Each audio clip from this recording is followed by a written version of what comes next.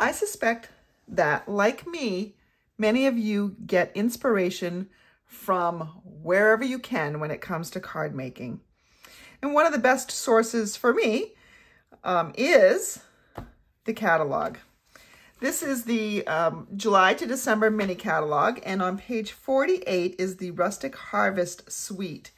And the second I saw this card, I was in love.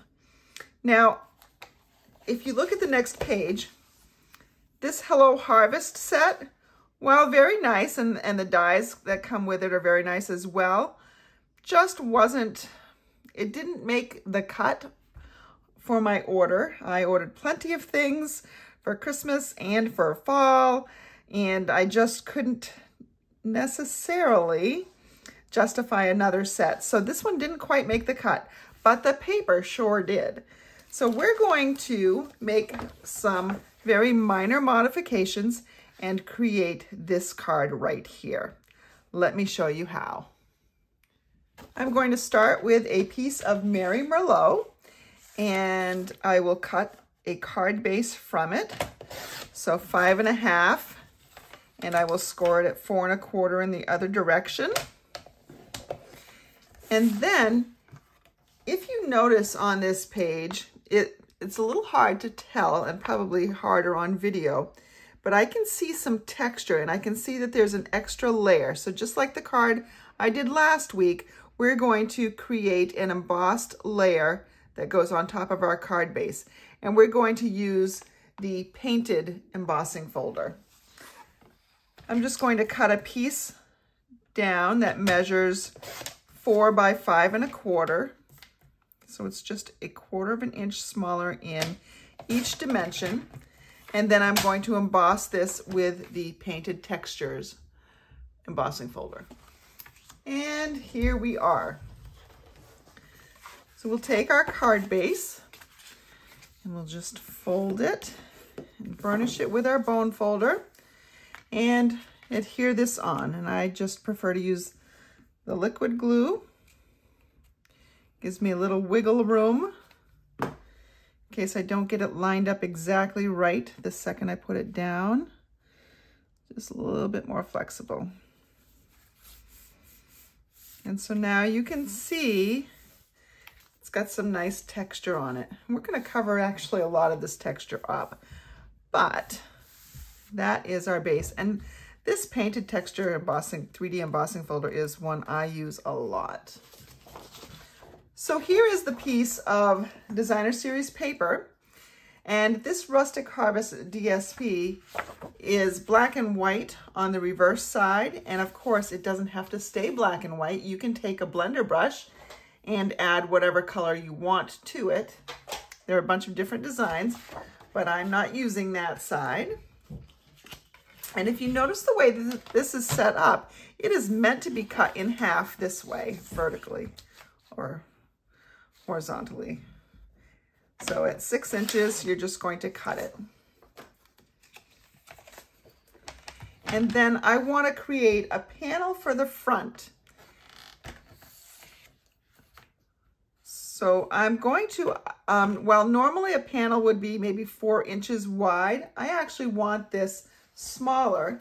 And you can see that there's probably, you know, 1/4 inch over here, and then probably 3/4 inch. So this is probably 3 inches wide, is my guess.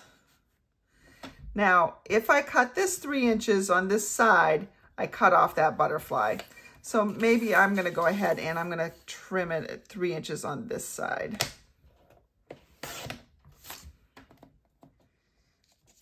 So there we have that. Now it's a little bit too long, so I'm going to cut this at 5 1/4. I just cut that little bit of strip off right here. And if I set this aside, you can see that this is what we get. So it would probably look like that, which is about what you see here. Now this little fringe That is from the tip that I showed you on our Tuesday tips and tools techniques. And all you need to do is take this Naturals woven ribbon. Can't say that too many times. Naturals woven ribbon. I guess I can say it enough. It is very soft and pliable, but if you notice, this has a frayed edge, and I can't, the way it is, pick it apart because it's got a sewn edge. However, and all I did was I cut this, I measured it against my card here, and I want it to be a little bit smaller than this layer. So it's actually probably not small enough. I'm going to cut it a little bit more. So that's good. Now what I want to do is I want to release the edges over here so that I can fray them. I'm just going to carefully cut just inside the sewed edge. And this is a rustic, so it's okay if it's not, you know, a perfectly straight cut, as long as you've got the sewed edge off. And then you can just fray it a bit. You can choose to fray a little. You can choose to fray a lot. I think I need a couple more strands here. And so what you'll get is something that looks like this. Now, obviously it's not perfect over here. It's not perfectly straight, but it's a little bit straighter. So if this bothers you, you can give it a little haircut to make it more even, and then just fray some more. Just pull some more threads out. There we go. That looks pretty good, I think. So let's come back to our card. We're going to adhere this down. So we need to know where it gets adhered. And probably the best way to do it will actually be to adhere it to this piece right here. That way we know that we're setting it down exactly where we want it. I'm going to go ahead and use my glue for this again. You can certainly use Stampin' Seal, that would work nicely, or even the plus. I'm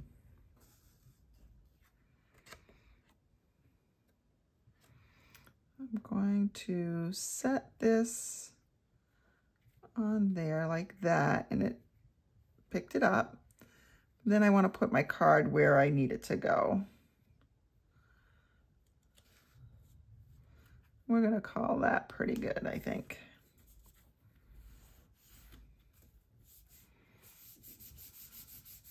Set that down. All right, you can see you've got that. There we go. Now we need this right here. And I noticed this is a very light yellow, but I believe it is actually this paper right here, which is also from this set. You can see it's black and white on this side. It's acorns and oak leaves. We just need a little bit of that. I'm going to just trim a piece out. Remember, I don't have the stamp set and the dies, so I can't actually make this pretty little label here. But what I can do is I can use different dies. So I happen to have the Scalloped Contours dies, which apparently is the #1 seller out of this annual catalog, or yeah, I think of the current items. I'm going to take the smallest one here, and I'm going to cut from this paper. And here we go. So I could have actually stamped first, probably should have stamped first, but we're going to bring in another stamp set. I'm bringing in Peaceful Moments, and let's go ahead and get the thinking of you with all my heart.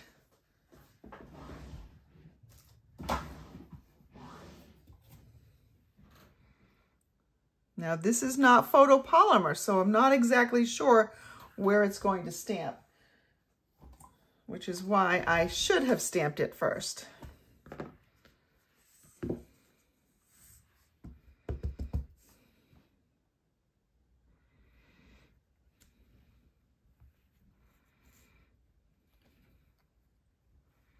Actually, that stamped pretty well.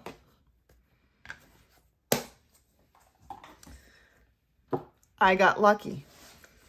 We're going to take some dimensionals, and looks like I'm down to pretty much edges on this,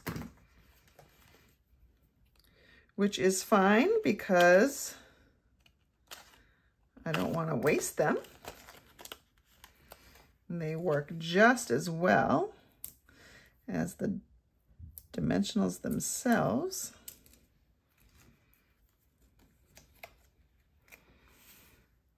And let's just find out where we want to put. I think I want this little pine cone showing a little bit. So we will put that right there. And there is our card, with the exception of maybe we want some embellishments. We could bring in the brushed metallic adhesive backed dots that we've used before. We could, oh, I didn't actually mount that very straight, did I? Oh, well. We can bring in the rhinestones. Let's bring in the champagne rhinestones. They're a pretty fall color.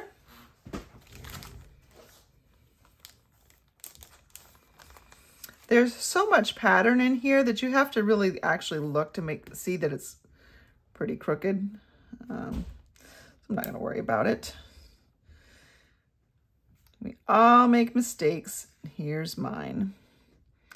So I think I'll put this one here. We want to put them in a bit of a triangular pattern here. And then maybe I'll put this one up here. We could always do 5 if we wanted to do more, but there's our beautiful little card.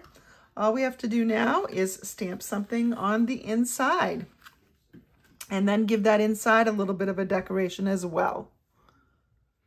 Here we have a piece of 4 by 5¼ inch basic white. Just to glue on the inside.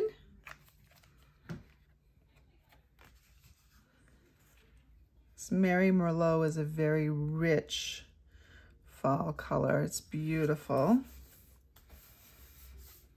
It's kind of the late fall, you know, before things go brown, it's kind of the late fall color. And I have a piece of that same strip that I used on the front. I cut 1¾ inch by 5¼ So that will fit right down the right-hand side of this card, just for a little extra embellishment. And I think if we return to our Peaceful Moments set, see, we have Thinking of You with All My Heart. This would make a lovely sympathy card. Let's go ahead and use with deepest I can't talk. With deepest sympathy. We'll mount that on our block. And I think I'm going to use the Mary Merlot this time to coordinate with the inside a little bit better.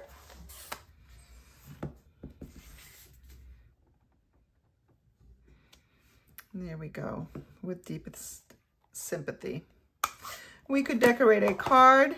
This one is actually going to go into my church's supply of cards to send out.